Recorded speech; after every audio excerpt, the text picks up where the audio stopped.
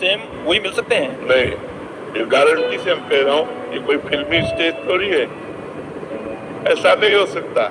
हाँ, एक उपाय हो सकता है, यदि आप भगवान की आराधना करें और भगवान से वर मांगे, जो मेरे पति हैं ये 7 जन्म तक हमारे पति बने, और वो आशीष दे दे, वरदान दे दे, तो ये संभव हो सकता है, अन्यथा नहीं, क्योंकि दोनों के कर्म अलग अलग हैं। जैसे हम एक घटना तुम्हें सुना रहे, एक की पत्नी बड़ी भक्त थी, तो एक दिन पत्नी ने बहुत प्रेम से उनसे कहा, आप हमारे गुरुजी से दीक्षा ले लीजिए। और दीक्षा लेने के लिए गंगा स्नान करने के लिए चले, तो गांव के 2-4 लोग मिले, बोले आज ये धोती टांग के कहाँ जा रहे हो?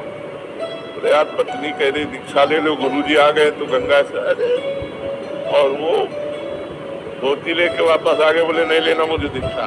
कालांतर में दोनों का शरीर छूटा, तो पति आसक्त होने के कारण उसका मोक्ष नहीं हुआ, और वो राजा की राजकुमारी के रूप में जन्मे, और वो पत्नी के प्यार के कारण जहां वो राजकुमारी जन्मी, वही हथनी से वो पुत्र के रूप में प्रकट हुआ, हाथी का सावक।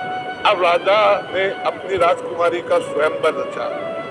जो ही स्वयंवर की घोषणा हुई कि उसने खाना पीना सब छोड़ दिया। राजकुमारी विज्ञान संपन्न थी, क्योंकि भजन करती थी। उसने कहा इसकी औषधि मेरे को पता है, और मुझे एक बार इसके समीप जाने दो।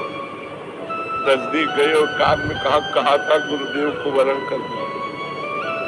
नहीं वरण किया ना तो हाथी की योनि को प्राप्त हुई।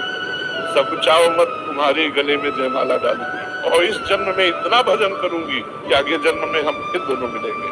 उसने ऐसा ही किया, भजन के प्रभाव से अपने पति को हाथी की योनि से मुक्त करके अगला जन्म फिर मनुष्य का हुआ। ये तप और भजन से, भगवान के वरदान से संभव है, ना कि अपने प्रारब्ध से। महाराज जी,